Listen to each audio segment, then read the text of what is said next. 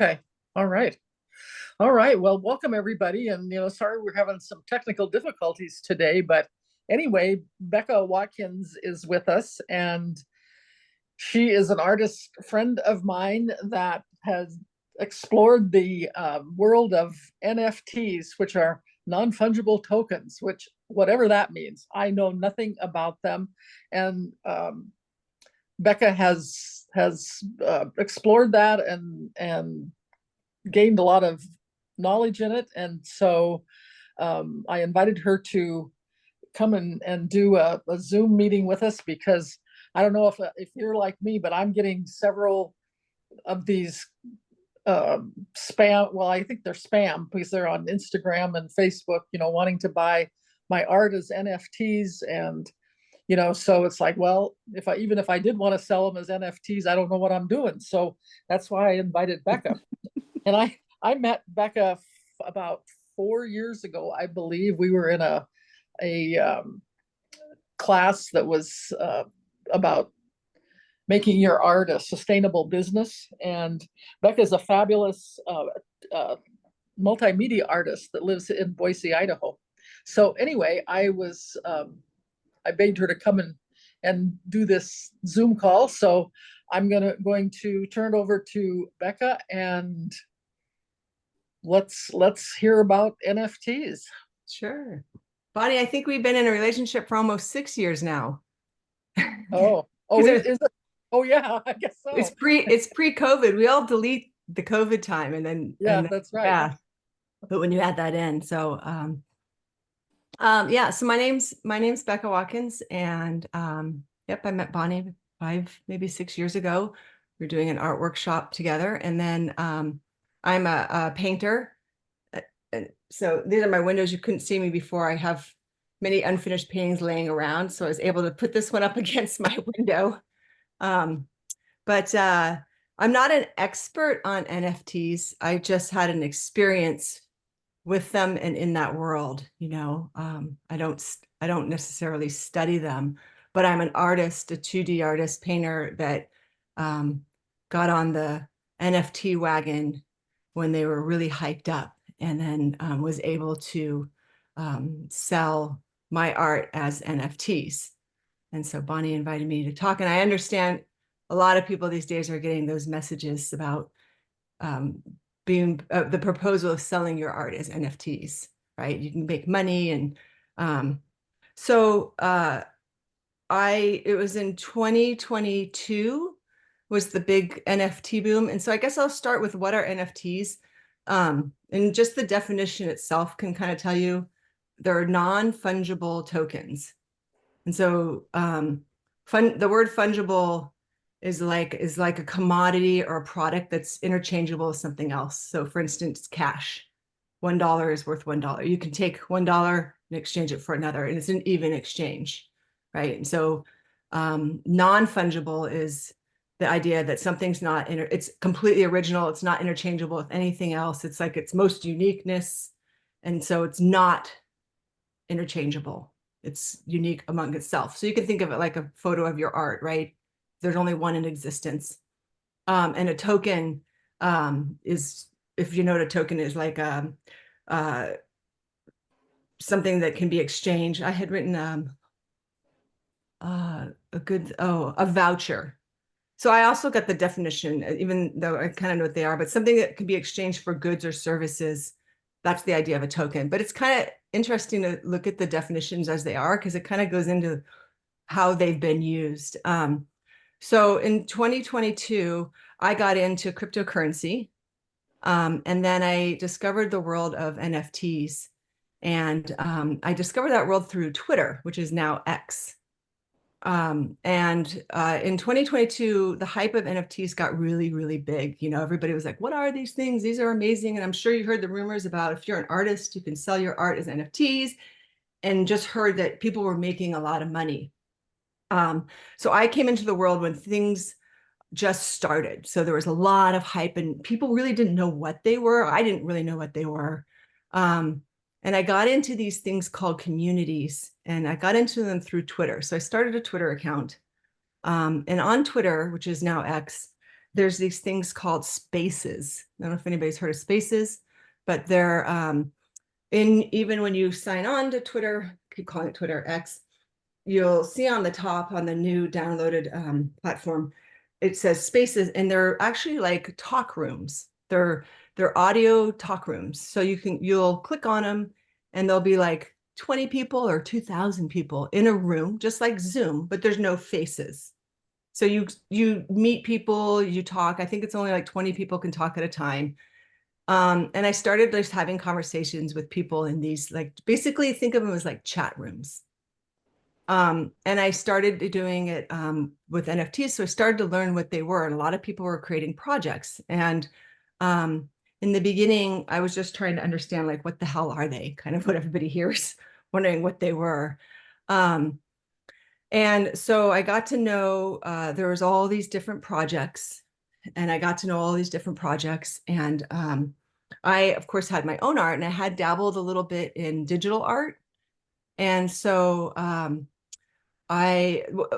so one of the other things, let me back up, is the communities with people on Twitter is one way that I connected with people all over the world and learned about NFTs. You meet people from everywhere, and all these people are interested in NFTs. And if you know algorithm, kind of keeps you in the algorithm. So everything I was doing was, once I started studying NFTs and cryptocurrency, it's like I stayed in those communities.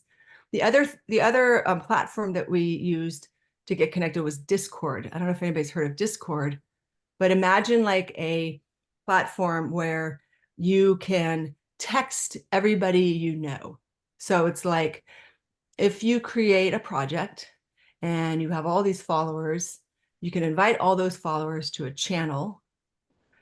It's basically, think of it like a Zoom meeting, but with no faces. And it's like, there's a thing called general chat, and you can have, depending on how many people joined or what group you're in, it's like a big chat room, but just texting, which is kind of cool in a way, right? Because you meet people, and just like I text my friends, I'm in this chat room and I'm texting people in a chat room. So you kind of develop these connections with people that you meet in voice on Twitter through NFTs, and then you continue your relationship with them in these private rooms on this other platform called Discord.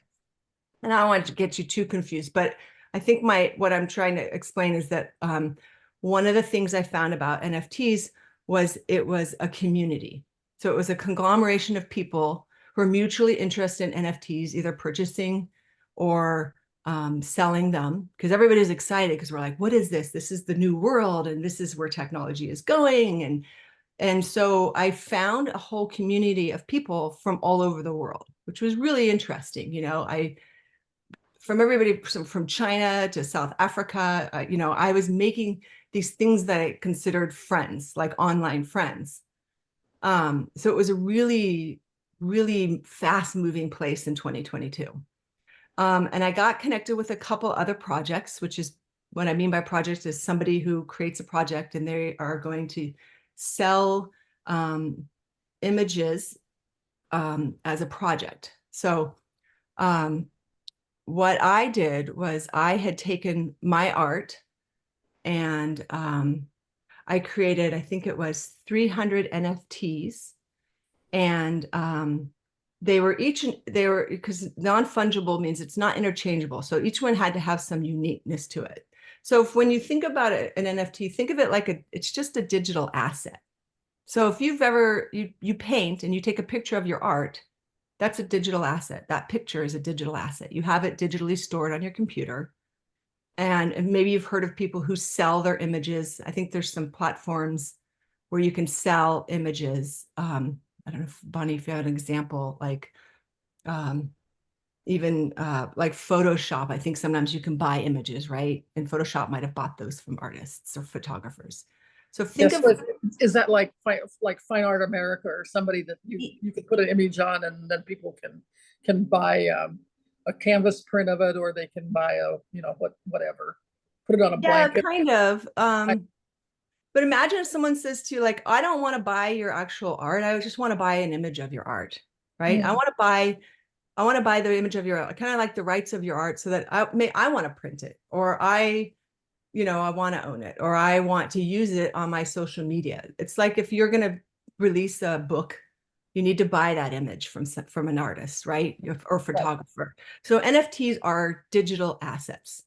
They start out as a photo. You take it on your phone, you take it on your camera, that's what they are. You take a photo of your art, that's what they are. So even with big projects, they're creating an image, and each image has to be different. So I created a project of 300 NFTs, and just think of it as 300 photos, and each photo is a little bit different. So I took my art, and I have some digital art, a little bit of skills, and I changed them. Like it was a woman, and the background's different, the woman's position is different. So I created basically 300 photos of art, and then I upload them to a platform that deals with cryptocurrency. So NFTs are bought and sold with cryptocurrency. So that's one of the things that goes along with NFTs. I have heard that there are some NFTs that can use cash now, but not totally aware of those. But historically, in my experience, cryptocurrency is what you use. So I uploaded 300 images to a platform called OpenSeas. And this OpenSeas is a platform where once I upload them, people can buy them, and they can buy them with cryptocurrency. And the neat thing about it was I've got somebody in China who's buying my picture, my digital asset on the platform using cryptocurrency, right? Because if they're going to buy it from me in person, they've got to figure out some exchange, from Chinese to American money. And through cryptocurrency, anybody can buy cryptocurrency, and then anybody around the world could buy my digital images. So that was kind of a neat thing. I connected with these people and they could buy it. Of course, there are some restrictions on cryptocurrency and purchasing it in certain countries and states now. But back then it was pretty open. So I launched 300 NFTs, and I sold them. I made about $10,000 on my sales. And I had a following of people all over the world that were buying my art and were really excited about it. And I think one of the things I didn't completely realize, and what I really understand about NFTs now, is the token part. When I was saying the definition of token about being like a voucher, something that can be exchanged for services or goods. When people buy an NFT versus when they buy a digital image, if someone buys a digital image from you, you sell them that image, and you might know how they're going to use it. You might know that they're going to print it. You might know that it goes on a book, right? But your service is kind of done. You've sold it. They bought an image of your art. With NFTs, what I become to discover, it's not like that. It's not like the artist selling a painting. Of course, you massage and stay connected with your collectors. But what I found was when I sold NFTs, there's this expectation of what's next. I've sold them basically an invite to be connected to me as an artist, but they have a digital asset, right, that they can flaunt and say, I own this digital asset from this artist. But there's this community that you need to continue to massage and stay connected to, which is kind of neat. It takes a lot of energy. It's not like selling a painting and then you go back to your studio and you start working on more stuff. It's like being at an art fair all day, every day, talking to people. You're having to have your chatting on Twitter to stay connected. You have your fans that are messaging you every day, not necessarily the same person, but if you've got, 300 or 600 people that have bought your NFTs, even if 1% is messaging you every day, and you're in this, where I call it Discord, in those chat rooms that are all with texting, you've got people in there. So for me to not communicate with them daily kind of ruins my relationship with them. They feel a connection to me. They bought into me. They bought into what I've sold them. They like my art, and they expect to kind of stay connected to me. So for me as an artist, it was pretty hard for me, and I think when I went in, I didn't understand all that. But that's kind of the neat thing about it, is you can get connected to people and stay connected, and you massage these relationships. But at the same time, for me, it felt like I said, being at an art fair I have a question. I have a question. Can we see what you sold? A picture of an NFT? What's that? Can we see one of your images that you sold? Oh, sure. How would I do that? So Becca, can now you uploaded or you had 300 NFTs, right? That you had put together. So could multiple people buy the same image, or is it only one image per person? One image per person. So then what happens is, let's say I have the 300, and I sold some other ones, other NFTs too, but a project that I released was 300. And in that 300, there was a couple NFTs that were maybe a little more special, that had more glitz or glam or more work that I put into them. And they're kind of the special ones. And when people buy them, they also hope to sell them. They hope that they have value and they want to resell them and they can make money off of it. And so once they own it, they become the seller of it. The platform that I use, OpenSeas, recognizes who owns that NFT next, right? And it's on blockchain. So I can see who owns it too. The only thing about it is the blockchain is numbers. And I can't follow numbers. People who buy it can be anonymous. They don't necessarily have a name with it. I can see where my NFT is. I can track it by numbers, but to me, that's a lot of work. Most of the time I knew who my collectors were because I was communicating with them so much in these little chat channels and on Twitter. And I can show a picture. Probably the best. I ask is most of the NFTs I've seen are cartoons. Are what? Cartoons. Cartoons? Yes, most of the NFTs I've seen were cartoons. Yeah, so that's another thing too. It was interesting because a lot of them are cartoons. A lot of them, there's an artist community in there they're selling their art. And so that's the other interesting thing. And that's important when you say, yes, they are cartoons. And that just goes to show that like, it's not just about the image, right? It's about where that image came from, the community that you bought it from, the person that you bought it from, the other people that you're connected to because you bought it, because there's other people that own those NFTs in that project. And so in some ways, it's not even about the art. It doesn't matter how good or bad the art is. And that sometimes I hear people talk about, like, I got the gummy bear Motortron transformer. And I'm like, that is so ugly, but they're super jazzed about it because it's like, there's only one and it's super unique. And I own the first one and I'm in this community. And this community is only open to people who own the NFT. And you can only talk in this community, in these chat rooms, if you own the NFT. So it becomes this sort of subculture. And that's what I found it to be. And the good thing, like I said about it, is you do connect with people all over the world.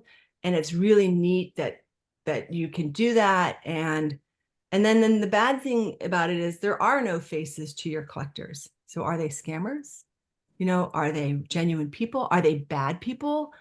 And for me, I had a really hard time with that discretion. I have a hard enough time in person. Sometimes it's like, it takes a while to get to know someone. And then you're meeting somebody online without a face. And you're just hoping like, who are you really? And so there's a lot of scammers. Cartoons.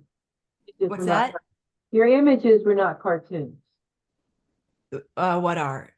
Your image that you sold was not a cartoon, correct? No, I didn't sell that. I didn't sell cartoons. I sold, I took my art and I digitally modified it.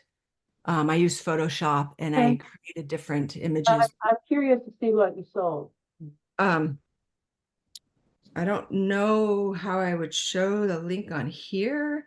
I could do. Maybe you can share your desktop.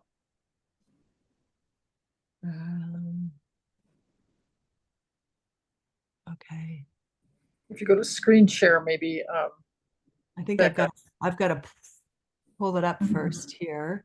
Let me get to OpenSeas. Okay, so let's go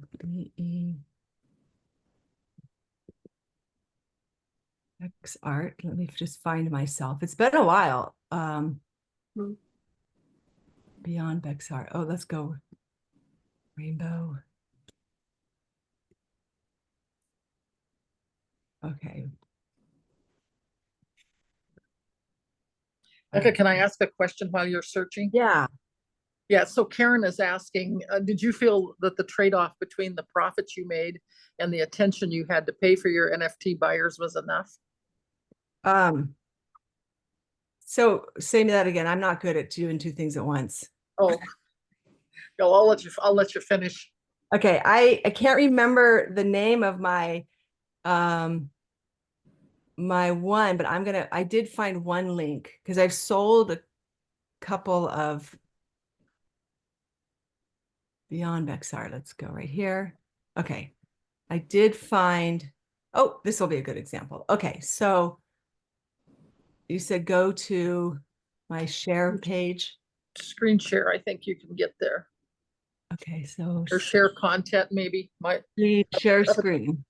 Yeah. Green icon. Host disabled participant screen sharing.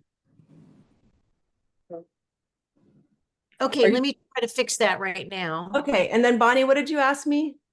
Okay, so Karen had a question. Hang on a second. Okay, She said, do you feel that the trade-off between the profits you made and the attention you had to pay to your NFT buyers was enough? No. My experience in the world was I ran into a couple things, and anybody should be aware of this. I ran into scammers. So I did get scammed. I did run into some pretty bad crooks that actually are going to court, you know, and I've had to disassociate my name from them. And they put their name on my project. That's why I was having a little trouble finding the other project. I did receive the funds from it. They did take a little bit of the money, which is fine, but my name is attached to some people who are actually criminals. And so to me, that wasn't worth it. Now I sold some independently, but at the same time, what I ran into was I ran into some cult mentality in this digital world because you're creating a community and this community feels like they have friends and this community is feeling connected and you sort of massage that community. And so when I got in bed with these people who I didn't know at the time were criminals and I found out they were criminals, I had to publicly disassociate myself from them for legal reasons. I was like, I'm not associated. And people in that joint community were really upset with me. And I received a lot of online harassment. It was actually kind of scary because it hadn't completely come out. I was trying to make people aware that I figured out that these guys are criminals. I'm disassociating myself with them. Unfortunately, my project's wrapped up with them, but I have to let go. Even as collectors, I can't be connected to it. And people were really pissed. And so I felt like there was a cult mentality where I became harassed by a group of people. Today, those group of people are now warning other people about the criminals. So, at the time, it was really hard for me. And I felt like I had friends, but in truth, you're just meeting strangers online and you can only have so much connection to them. And I felt like I don't have the discretion as a person to delineate good and bad people that I want to be connected to online. It's hard enough to do in person. So I don't feel that the payoff was worth it. The other thing to be aware of is like when you're selling NFTs, you're dealing with cryptocurrency. And the taxes for that are just, in summary, hell. If you have something longer than a year, it's long-term capital gains. Thank God I didn't.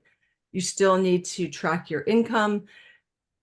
Your NFT and cryptocurrency you're using to sell and buy NFTs is not worth anything until you cash it out. But when you cash it out, you need to pay your taxes on that, just like an income. So you have to keep track of everything. And it's quite a tedious thing when you're selling, 300 NFTs and they're being resold. So just be aware that if you ever wanted to even flirt with the idea of NFTs, you should start by looking at the tax repercussions and things like that with it, because that in itself really hefty. In fact, we just amended our taxes. I signed it again yesterday, and now we're sending it in. So I'm going to show you. I think she said I could do a screen share now. Yeah, you should be able to. Okay. So I'm going to share this here. Okay. Are you able to see that? Yes. So this is not the 300 project. The project of 300 NFTs was with that group of people that my name's not on it. So it's a little harder for me to find. But these are paintings. You can see that's a painting in the background of mountains. And this is a painting I digitally cut out. And I created this small collection of NFTs and sold them. And so when I click on them, I can see who owns them. Sarah Asylum owns them. And actually, Sarah Asylum is someone I'm still connected to, who's actually bought stuff from me. But I can click on his name. He's willing to identify himself. A lot of people are anonymous. And you can see Sarah Asylum has collected all these NFTs over the years. So that's one of mine. But a lot of them are cartoons. So I have, now that I click on Sarah Asylum, I realize there are some people that I am connected to. That's one of my NFTs there. So you can see the difference between, that's my art, and then some people sell cartoons.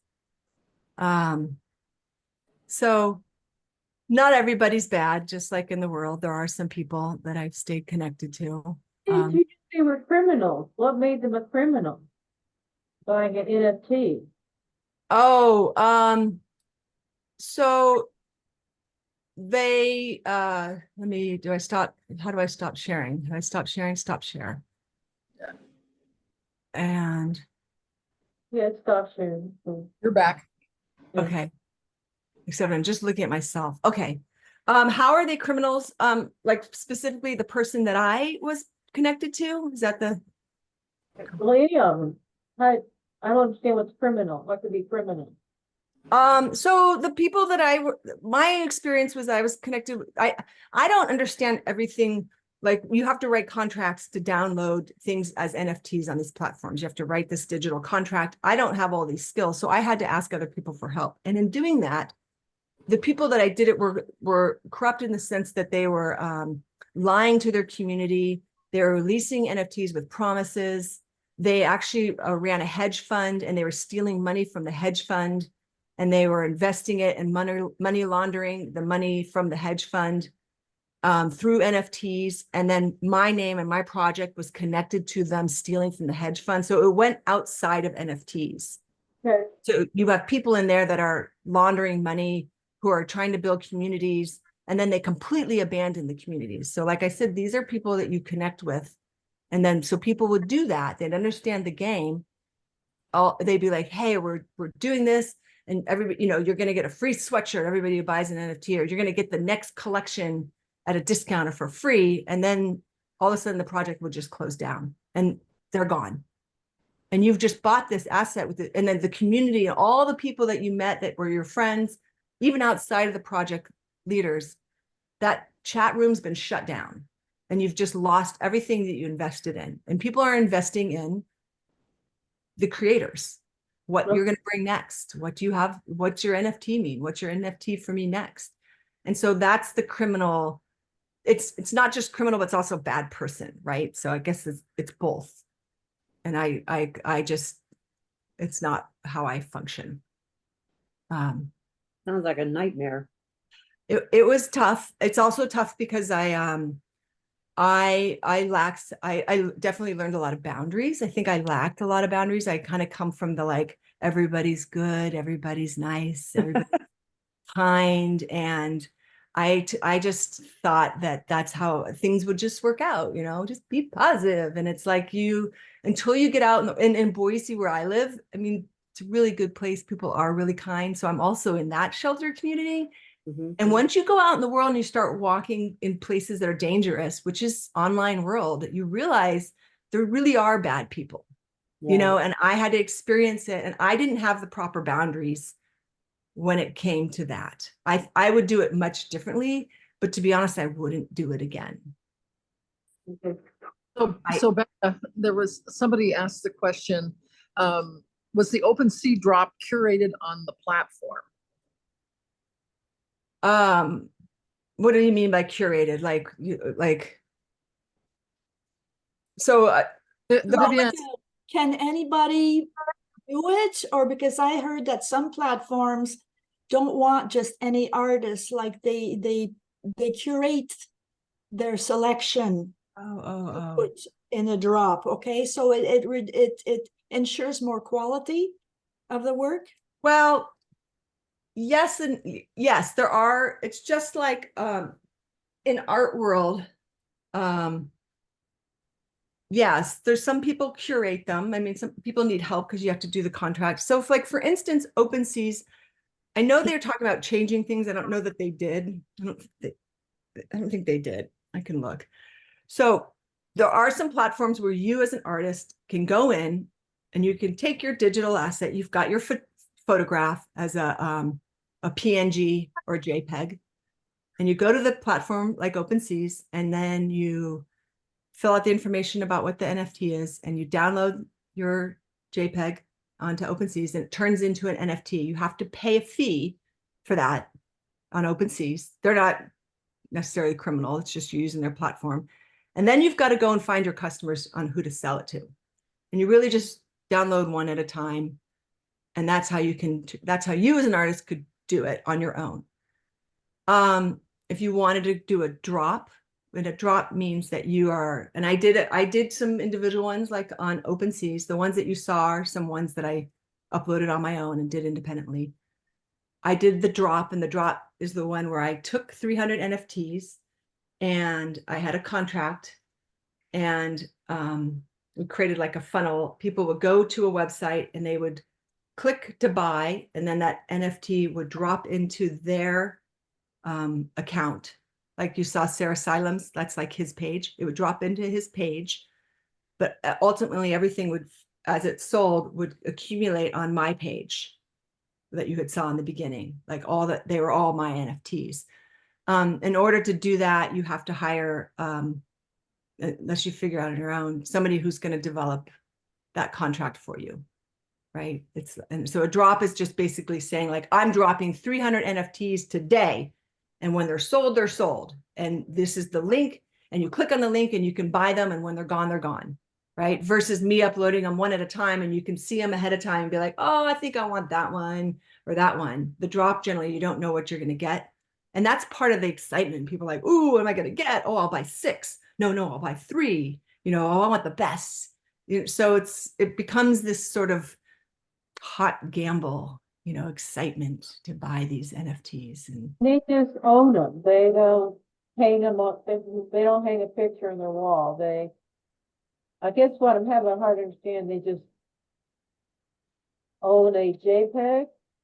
They own a digital token that they own an NFT, a non-fungible token. Can other people see their token? I guess they can. Yep, they can if So it's just, so how much money does someone typically spend on a token that's on their computer? Yeah, I mean, it's a good question. So you've got things like the Bored Apes. I don't know if anybody's heard of those. What? It's a project, and they're called the Bored Apes. They're basically a cartoon of an ape. Okay, all right. And those are still selling, I think, for about 30,000, right? They were up to like 500,000 at one time.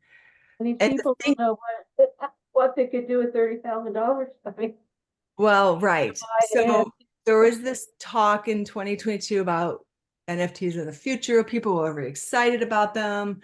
They're like going to lead to this. And then the other thing too is, like, when you buy, for example, a Bored Ape for 30,000, you're buying into a community, and it still exists. There was some criminal stuff with them too, but the Bored Ape still exists. The monkey cartoon still exists, and the community still exists.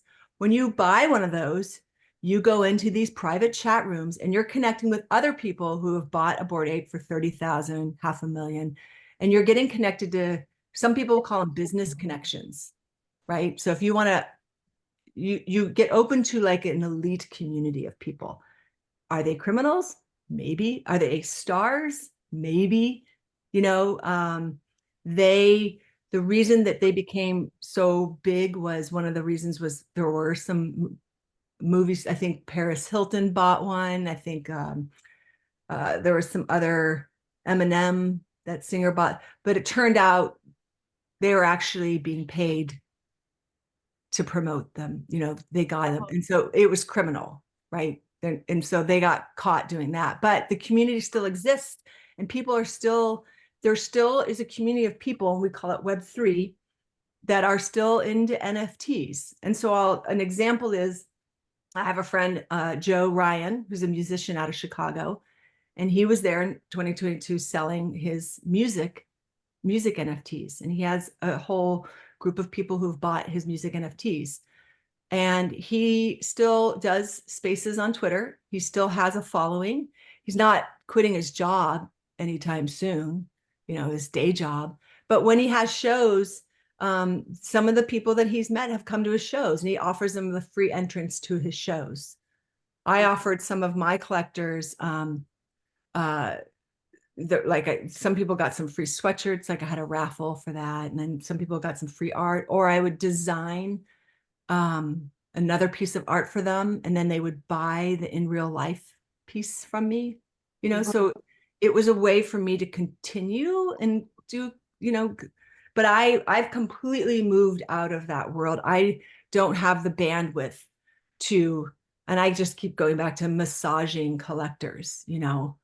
I don't have the bandwidth to do that on a continued basis. It took away from my personal life. I got a little over obsessed with it.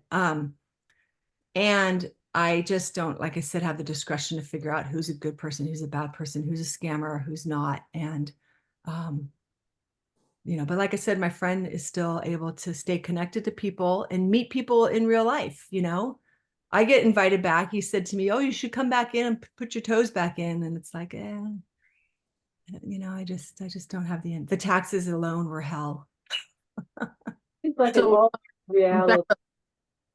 So Becca, John Sherry asks, he said a 0.20 or 20 Ethereum, is it Ethereum, is about $500. Is that what you got for your NFTs?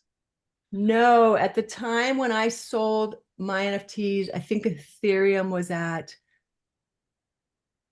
right around 2000. So it's clearly gone down. I think it's gone down a lot. I mean, the whole value of NFTs and cryptocurrency. And there's a lot of criminals in it. I mean, just Google cryptocurrency. There's maybe some future for it, you know. Blockchain's kind of neat because I can, like, I just looked at Sarah Asylum and I'm like, oh, he still owns my NFT, you know. And I still chat with him sometimes. I'd say there's like 10 people that I communicated with well and still communicate, that kind of consider online friends, but the majority as a whole I don't. And to talk about Oh, go ahead. Becca, when they buy an NFT, then they could actually print that and have a hard copy of the image. Is that right? Well, that's another interesting thing. So depending on what the artist uploaded the image as, it can change what somebody can, what the download is. So I bought a handful of NFTs, and I can't remember if I tried to save one because I wanted to do some digital altercations to it, right? And the quality was super poor. So they just uploaded crappy images. But at the same time, you're also relying on the host. Like OpenSeas is only going to hold an image at a certain you know, DPI, because they have to host a whole bunch. So you're still at the so I did have a couple people who are like, I had a guy in Europe, anyway, Sweden maybe it was, who wanted a physical print of the NFT he bought, right? Usually I would sell it to him. I'd be like, hey, you can buy it on my website, but he's in Sweden. So I actually had to email him a high resolution image, but he bought my NFT. And so I was like, no problem. Like you've signed up to support me. Of course, I'm going to send you the digital image for free, you know, the high res. And he printed it out and he has it hanging on his wall.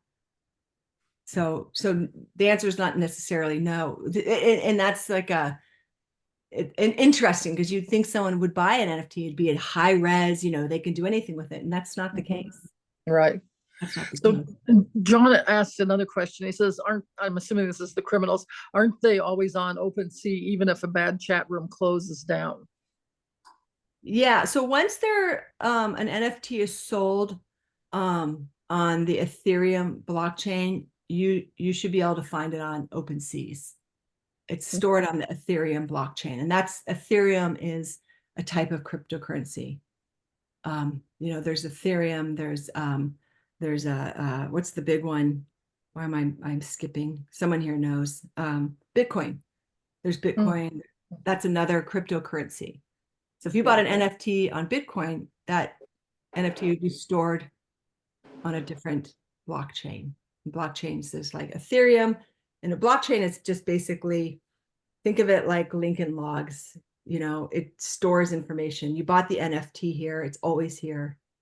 And then there's other things that kind of build on top, and you can't change what's down here because everything's stored. And yeah, and you know, so I think one of the things I was going to say is I know that everybody, even my mom, has written to me and she's like, I got a message that someone wants to buy my art as NFTs, you know, and I'm like, no, don't touch it. Don't touch it. It's evil. Those are scammers. And one of the ways of a couple of the scams that they'll do is they'll say, oh, I want to buy your art as NFTs. Do you ever sell them as NFTs? You know, and then you'll communicate with them. And then they'll get you to upload your art, your image, your JPEG to their platform, and you'll pay a fee. And they're actually making the money on the fee. And then nothing happens with your NFT, right? They've collected money from you. Or they'll get you to upload it to a certain platform. You'll pay for it. Maybe they'll even convince you to do it with cash or credit card, right? Then they steal from you. They've got your information.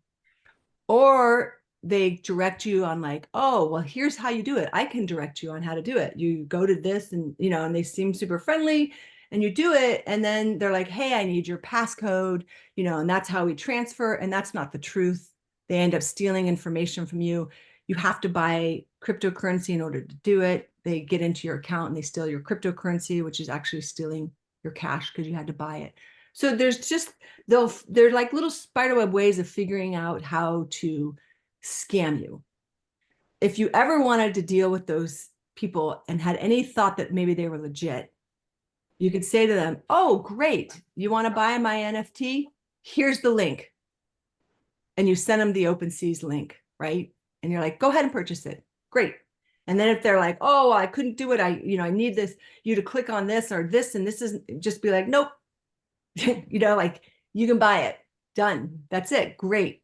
And don't have any interaction with them. Those are 100% scammers, because if you think about it, when people buy NFTs, they're buying you, their connection to you.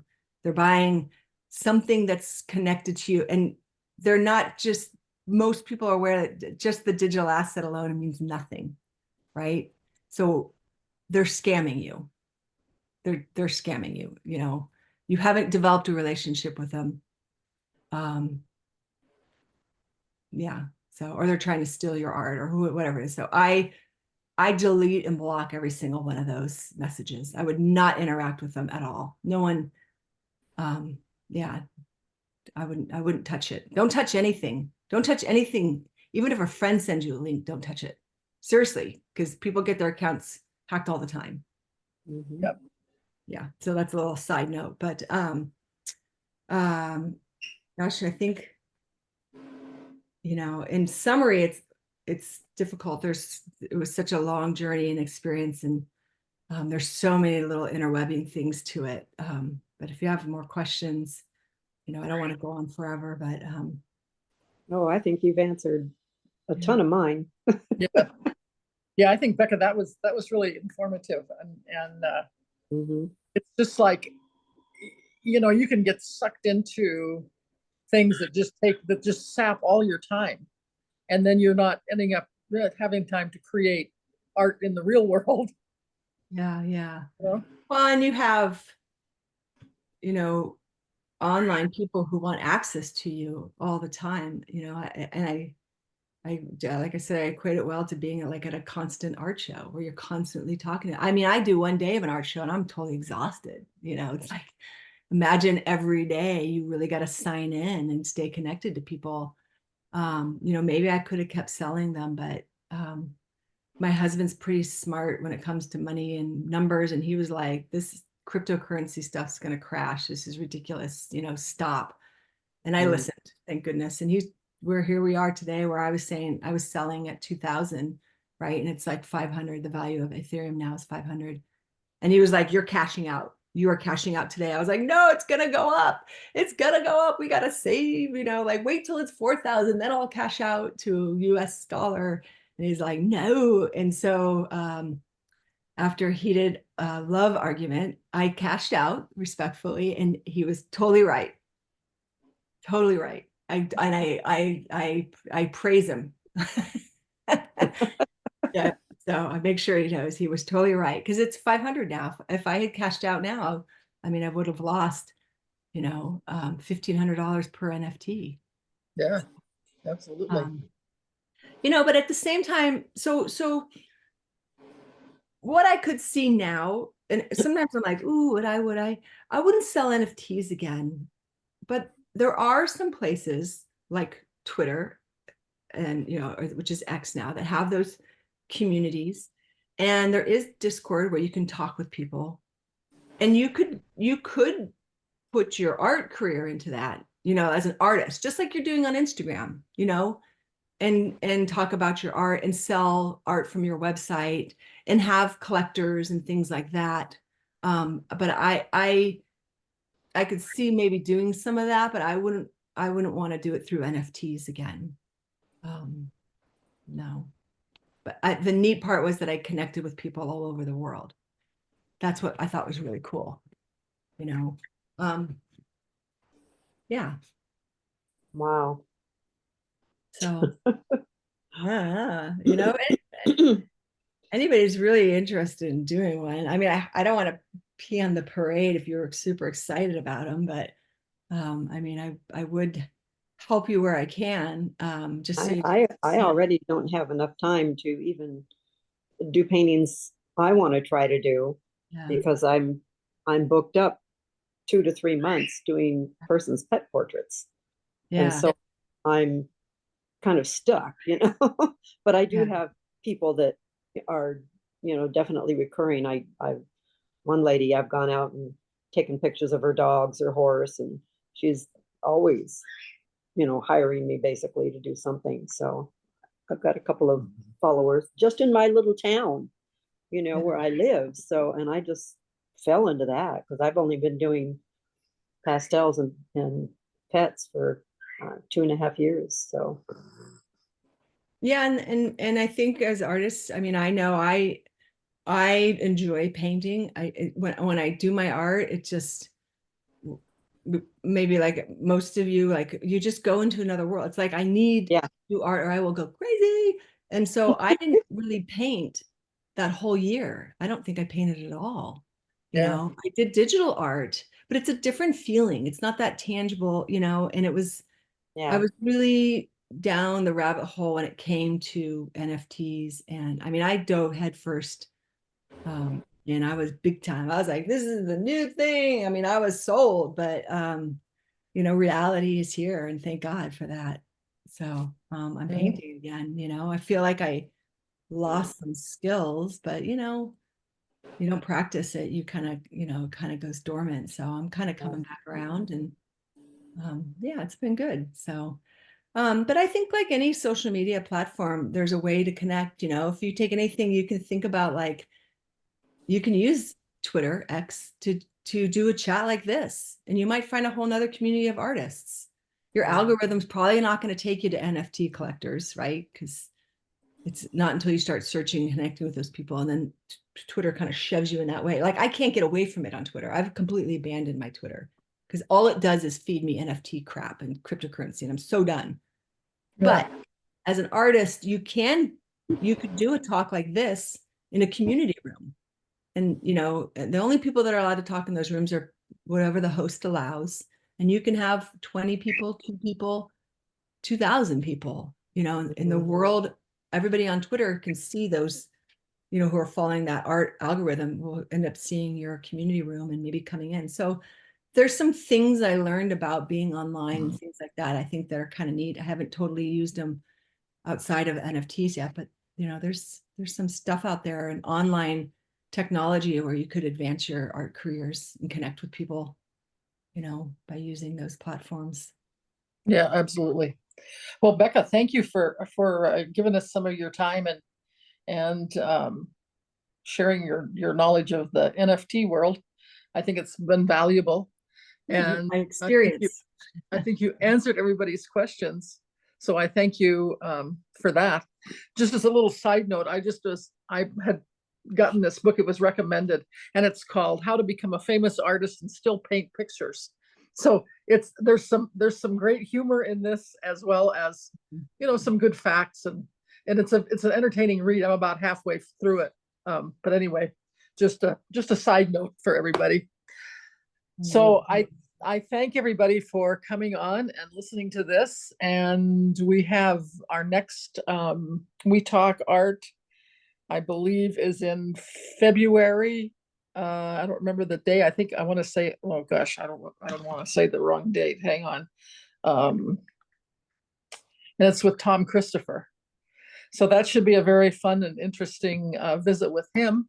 So I hope everybody joins us then, and hopefully we won't have technical difficulties. Thanks for being patient, Becca. And again, thank you for your time. I appreciate it. And always good to see you.